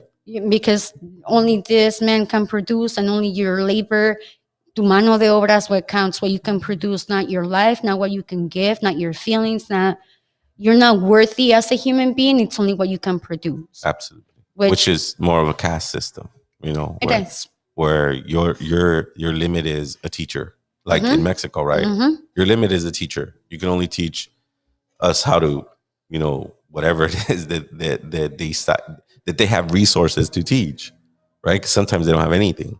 Yeah. Right. So they go outside and they start, you know, teaching, which is the way it should be. But I think if we organize ourselves better, if we start to break down the barriers and the barriers and the differences of indigenous individuals, because when Chicanos stood up and said, we're no longer orphans, we're Chicanos, then now the Lakotas can relate to us, right? Now the Diné and all the people of Turtle Island can go, well, he's a Chicano. That's the way. When I went to Mexico City and I played at the Zócalo in 2012, man, that was one of the greatest days of my life. Rocco introduced me as the Chicano. Here's the Chicano, my homie Chicano, my Chicano brother from the Barrios of Aztlán, he called it. Wow. And I was like, that whoa. gave me the chills. I was like, wow, like I get to represent our community in Mexico City on one of the biggest platforms that I've ever played in. It was in front of 10,000 people. Wow. What a moment. It was an incredible moment. And all I kept thinking was, I'm representing everyone he just mentioned, which is all the Chicano movement, the Chicano music, the Chicano vibe. What did we create here in Los Angeles in the early 90s, you know, with Aztlán Underground, with Quinto Sol, with Blues Experiment, with Ozomatli, the list goes on and on with the people who contributed to this message, to putting out, like Armando wasn't kidding. We had to tell the community, go research the Zapatistas. And how do we do that? By writing it in a song. Let me tell you, those lyrics are so inspiring. Hermano, my kids are bumping your songs with me. Mexica, tiawi. And it's so amazing. They're never out of style. This is poetic, ancient wisdom that it's going to continue to be passed on from one generation to another. That's a beautiful contribution to the world. And I've always been like, I worked in the marketing industry for years, and I was around like celebrities and stuff, and I was really against like being like a groupie, you know, like, oh hell no, I'm not gonna make a fool out of myself. But now with people like you, like Jaguar, Asomali, like these hermanos that are so brilliant, I don't care making a fool out of myself. I want to be a groupie. And it's really the wisdom, the lyrics, the poetry itself. It's so amazing. And to see my little kids singing and bumping that music, it's such a beautiful, proud parenting moment, to be honest. Well, thank you. You know, when I don't know if I ever shared this, but the reason I wrote that passionately I don't know if it's going to sound, it may sound a little selfish too, but I felt like I need to give a message to my children. I need to let them know that when I'm gone, I left something. And it resonates. It does. It does. You know? It's your heart speaking.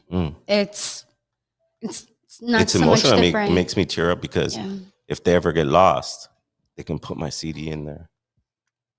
Just like I was, you know. And if I was able to do that for my kids, that, you know, would resonate to other, and it did. Now, you mean, you're talking about your kids, you know, I got a really deep message from another one after the show, Armando, where it's like, I grew up listening to El Vuh. Now I have children who are listening to El Vuh. Yeah, I saw that message. It was pretty deep, right? I was like, wow. We do have a fan that's like curious on your pins. Oh. You know, I don't want to disappoint any of our audiences, but can you go ahead and break down those beautiful pins that you have on you? Of course. On this side, these pins right here, this is Daniel Hernandez, Paul Rea, and David Sullivan. They were all killed by the police. Wow. These were given by the families that, you know, we march with and we try to support as much as possible. This is a Zapatista mom with her child. So I have it next to my heart, in my left side, because it represents Zapatismo, abajo y a la izquierda. Then there's a little dove for peace. And it reminds me that if we want peace, we must prepare for war. And that's why we fight. And I have the Chicano Power patch that was given to me by one of our hermanos up in North California. And it was just a beautiful gift, kind of like his blessing, like, hermana, I see you, you're doing good work, keep going. Wow. So, you know, this is a way of life, really. It's, you know, it's not something that I only do when I'm on the streets. It's really my life. And, you know, I'm human. I don't get it right every time. I'm still learning. I'm growing. But I'm not afraid to admit when I make mistakes. In the contrary, I want to be questioned. I want to be, if I'm messing up, please let me know, because my community deserves the best. And the only way that I can become that person is if I know my mistakes so I can grow.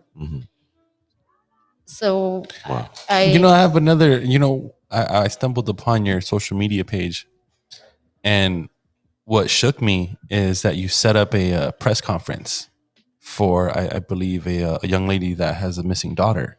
Esmeralda. Right? Yes. That hit me hard. Yvette, because for you to go out of your way to, because I know how difficult that is to just get attention and bring awareness to a situation like that, especially if you're a minority. But tell us a little bit about that. So one of our friends, Lumo, shout out to Lumo, thank you. He shared with me about this case and this mom that her daughter has been missing since December. And she's gotten no help, nothing, right? So we set up a meeting with her, and sure enough, she started explaining, breaking down what happened, and turns out that she did what every parent is supposed to do in a case like this, right? You call the police, file a missing persons report, and hope that there's a search and rescue team to go look for your daughter, but that's not what happened. They wrote the report, but they didn't put her in the system. So 3 months later, March comes around, and she comes across a detective that is familiar with the family because of another crime that they were victim of. And she tells him about Esmeralda, who's been missing. So he goes to check the system, and he's like, yeah, she's not in the missing persons system. I'm gonna make sure that she's there, and I'm gonna help you as much as I can. But now this detective is from another police station, so it is outside his jurisdiction. And there's not much that he can do. Mom has been trying to get answers from the police department. She's gone a few times, and every time they just leave her out there waiting. No answer, no update, nothing. There's no information to provide because they haven't done anything for her. So now that we are advocating for her, and I want to explain what being an advocate means, because I see the word advocacy being used very often, and especially in this movement. And yes, you're an advocate when you're speaking up for people, right? But being a personal advocate means that you're taking the case and you are providing information so this person can make their own decisions without being pressured, but they can make the most informed decision that they can make. So we're advocating for this family. So I'm the point of contact between her and the police. So she does not have to be harassed. She does not have to be intimidated. The time that they went to her house, the police had their hand on the gun. And she made a comment like, she asked her daughters to go into the bathroom, one to stay recording at all time in case anything happened. And the officer goes like, ¿Qué te voy a hacer? Like, why are you so afraid? And she's like, well, I don't know. You tell me. You have your hand on the gun. So for them, it's normal behavior. I don't think they can even see how traumatizing that is for a community. No, they know. They're trained to do that. And that's what they're trained to do. They're trained to intimidate. Yes. Yeah. I mean, but it becomes so normal for them, that I don't think they're processing really the effect they're having unless they really pull out the gun and do it on purpose. Like this that's like extremeness. Is this LAPD? Yes, that's the Newton Police Station in South Central. So I'm not surprised, right, Zero? That's what they're trained to do. I mean, look, we gotta break colonial perspective and understand that when there was a plantation, there was an overseer. That overseer didn't give a shit about slaves. He was there to keep them regulated. So Karis One was correct when he said overseer, officer. It's the same thing. They're not trained to be compassionate towards you. They're trained to keep you in line. Absolutely. Keep you waiting. But, this story really reminds me, it's crazy that I started talking about the performance in Mexico City, because the reason I went to go perform there was about the over 150,000 missing people who never, ever got to see or hear about their loved one ever again. In other words, in Mexico, it was normal to just, she didn't come home. Oh, wow. In Mexico today, 11 women go missing every single day. So when you were in the beginning stages of setting up this press conference, and did you reach out to like major news sources or the local televisions, and like they basically just turn your back, turn their back against the whole situation? Okay, so I need to explain something. I don't like going to the media. I never have. In all the work that we've done, I don't really set up press conferences unless it's needed, right? So I'm thinking, this is a missing girl. They got to do something. She's getting no help from authorities. The community is not informed of what's happening, because just from the time that she went missing, there's over 20 women, not women, girls, underage girls, children, teenagers who have gone missing, who are all Black and brown, and no one's looking for them. And I see them do this all the time with white kids and white women. Oh my goodness, they have resources, they have helicopters, they have dogs, they have a whole team looking for these people, but no one's looking for our girls, right? Right. So it's a lot of like swallowing my pride, this is what I have to do for the family. That's what I'm going to do. Only one Spanish speaking outlet, La Opinión, shout out to La Opinión for doing this article about Esmeralda, but only 3 outlets came to the conference. None of them actually showed or published the interview of the mom speaking. She was behind the microphone and in front of the camera for about 10 minutes explaining what happened. And they didn't televise not one single second of that. Wow. And the thing is, like, we were calling also for independent journalists from the community, which only one came out. And at this point, TikTok has given me a bigger response than the actual community from Los Angeles. That's right. I think it was on the TikTok video. We created. I don't know where I stumbled upon that press conference, but I think it was a behind the scene clip of the mother speaking out. Yes. On the microphone, and I saw a couple cameras there, a couple photographers there, but it just goes to show the greed and the evil amongst the mainstream media, where if they feel like it's not clickbait, it's not profitable, then they're not going to cover it. Or if you're not speaking the same language, if you're not like articulated, that's how they will label this. Someone who is not fitting that label, that expectation of who you're supposed to be. If you're anything outside those limits or that margin, like, okay, you're not worthy of being televised. So they only passed her picture, the missing person poster, but they did not give any context to the story. And I'm pretty sure because it involves the police. Well, and this is why you are in the position that you're in, to give a voice for the unheard. They've really taken so much from me that I'm not afraid anymore. I'm not afraid of my face, my name.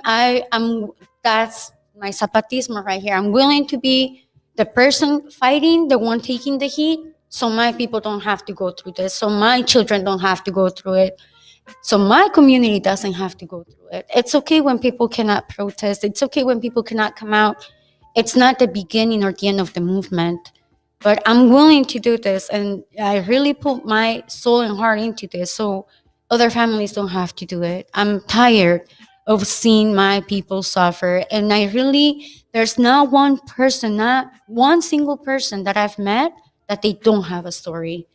So, with this, I will, going back to Esmeralda, the day of the press conference was the first time a deputy came up to the family and said, let me see if I can find something. Let me give you an update. First time in 7 months. Wow. We will literally have to be out there standing with cameras in front of us for them to say, like, okay, I'm going to finally give an update to this family. The funny thing is, like, there's no update because they haven't done anything. They haven't been looking for her. And now they're trying to claim that they did file their report. They didn't. Another detective from another station told the family, your daughter's not in the system, and he did it. That's the only thing he can do because he's not in his jurisdiction. So it doesn't make sense to me when just a few months ago, the FBI busted a big sex trafficking operation here in Los Angeles. 33 people rescued. Wow. And so we are in one of the epicenters of the most affected places that gets more traffic from human and sex trafficking, and yet no one is looking for our girls. Wow. It just eerily reminds me so much of Mexico and how we're going down this road. We're going down the road but this is Roman reality. This is a modern day Rome, right? So the people have that type of attitude. The protectors of the community have that type of attitude. If you don't know what that is, go study it. It's everywhere. It's their main principle, right? So this is such a jam-packed episode, guys. We as indigenous individuals have to finally get to a point where we use our tools to. What I loved about going to Mexico and fighting during the Huichol fight, like when they were fighting for the sacred land of Wirikuta, is that they tried to, even though they were fighting against this transnational company, they did it with not using negative words. Like, we were like, se defiende, and they're like, no. We can't defend the earth. The earth defends us. You don't twist it. We're just voicing out that this is wrong. And we'll use her to help us get this mission done. Because we automatically think that we as people, these tiny little ants that walk on top of the surface of the earth, have the power to affect a beautiful planet that pushes up 3 miles in the air an electrical charge that if we combined it would destroy and disintegrate us. Remember how profound she is and how big she is. And that's what they reminded me of. Yeah. They reminded me that the rock that we're standing on is very, very powerful. Gain energy from her to challenge those that are not connected to it.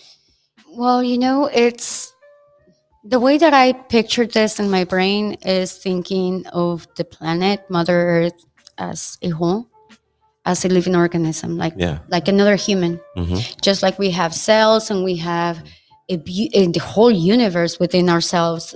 We are part of that universe because we're within Donatsin, mm-hmm.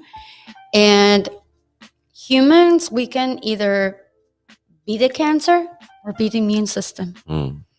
And some of us unconsciously, without being aware, are acting like the cancer. Mm. When some of us are really trying to become the immune system and help Pachamama cleanse itself, heal itself. It's not about us. It's about her. Mm. And we just have a purpose and potential within the time that we're existing today. Mm. And what we do with that, it's up to each one of us. And I know it's hard to break from colonial levels and the way of life, but you can start at home, growing like a little plant and reconnecting with it and building a relationship with it and just really start from within. That's the only way that I can. It's small steps. Really small steps. The journey back home is a very long journey of small steps, right? And those small steps, if you get wise at it, become bigger steps, right? And then all of a sudden, you're not stepping anymore, you're flying. We evolve in our understanding and in our culture. I want to thank you for coming, Yvette, and sharing your story, sharing your activism, sharing your time with your community, and being effective. I hope that our community here at LA Natives really gets inspiration from your story because you're a very powerful woman, a mother, a family person, and those are the type of people that LA Natives is going to recognize because it's a collective of souls, a collective of warriors, a collective of natives that are going to contribute to putting back the pieces that they felt that they destroyed. You don't have enough power to destroy this. When you came over here with your boats and your documents and your books and your lies, you didn't have the power to destroy this. We knew it was going to be destroyed. Our elders said, our time has come, but one day it would return. The sun will shine on us again. Absolutely. And I think we're here. Yeah, but definitely when people are contributing, even on the smallest of levels to the biggest of levels, right now is the time for our community to come together, not fight or be very critical over little details. I wrote a poem, and just to leave you with this, I wrote a poem that I called Beautiful Shades of Brown. And one of the most powerful things that I think came out of my heart in that poem is that it says, our simple existence is a romantic poem of resistance. Mm. That's what we are. Absolutely. Just the fact that we exist is resistance. And again, protesting is not the beginning or the end. It's an opportunity, a gathering to educate each other and grow together. But we need to take it to the next level. Mm-hmm. We need to become really, the Zapatistas say, to make a change, you need a little bit of shame, dignity, and a whole bunch of organizing. Mm-hmm. And that's where we're at. Mm-hmm. organizing, talking, brainstorming, coming together, and putting the ego aside. Remember that this is not even for us, it's for the people that will be after us. We're not only fighting for the dead, we're fighting for the living. Right. And we cannot afford to continue to fight and tear down each other. Healing and reconciliation must come from ourselves as community, but also within ourselves. That's the calling of the ancestors within us, each one of us. It's not in the books, it's not outside, it's only within. Absolutely. That's the important part of, I think, understanding our culture, is that it was a very sovereign culture. In other words, you were responsible for you. Whatever you knew, how much initiative you took to learn something, that was rewarded in our culture, you know? So that's this type of state that we, although in here on this platform in LA Natives, we have some really good cornerstones, like Masatsin's information, his book and his poster. That's an important piece of information. Huge. Because when you start, that's the step one, is getting that. 2 is conceptualizing it. 3 is implementing it. Once you implement those things, man, you're on another level, because these Rockefellers, Carnegies, and all these elites were lazy. They were lazy because they said that we can keep you stupid forever, right? Because all we have to teach you is how to hate each other and how to compete with each other, right? So they were very lazy in that way. But our ancestors said, no, we have a system of time. We have a system of time that we can trace back 26,000 and 26,000 forward and back. And it's cyclical. And you have a place in it because of the time you were born and what energy was given to you at that time. Like Masatsin said, a tiny string that goes directly to the sun. That tiny string carries information, and it hits you not in your mind, but in your heart. It gives you a purpose. Your mind helps you accomplish that purpose. Let's continue with the purpose. We all have purpose. I'm talking to you, all of you in the reservations, all those little kids that you feel like you have nothing and you have a past that goes back at least 1,000 years. If you sit quietly and talk to your heart, it will talk back. That's why I say we're a little bit human and a little bit cosmos. Yeah, we're very powerful beings, and your work is very apparent. And thank you for coming on our show. And LA Natives, go research Zapatismo, pay respects to the women nation, know that they're right beside you fighting this fight. We're fighting. No, let's change it like the Huicholes told us. We're contributing to your health living here on this planet. If you follow our lead, you'll live a good life. We're not asking for power over you. We're asking you to leave us alone and let us get back to what we know. That's power to the people. Exactly. Not power over the people, power to the people. Absolutely. Because you're right. Trauma does. I've understood that self-imposed trauma, which is native ritual, right? Because when you go and you sit on a vision quest, you don't eat for 4 days. And you're in nature by yourself. If it gets cold, you're cold. If it gets hot, you're hot. You got to deal with the elements. Growing I thought pains.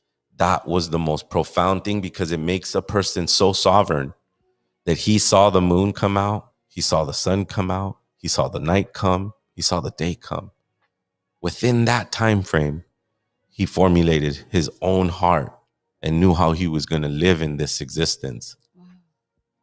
Self-imposed trauma. When you go into the sweat lodge, when you get covered up and all the lights go out and all that's glowing is those rocks, those ancient people, the stone people, they waken your blood up. It's time to wake up. We need you. We need all of you. We need your love. We need your compassion. We need your strength. It's a very peculiar time. But we have each other. That's what they said. We had each other. And we have the earth. That was the main thing that they did, was connect us to this earth. And respect it. Not own it. We can't heal it. We can clean it as best as we can, but it cleans itself. Have her shake for about 30 seconds, and you'll see how clean it becomes. We have that power to connect. So stay connected. We'll see you soon. We'll see you on Wednesday. Thank you for coming, Yvette. Armando, LA natives. Tlasocamatli, Mateo. Love you all.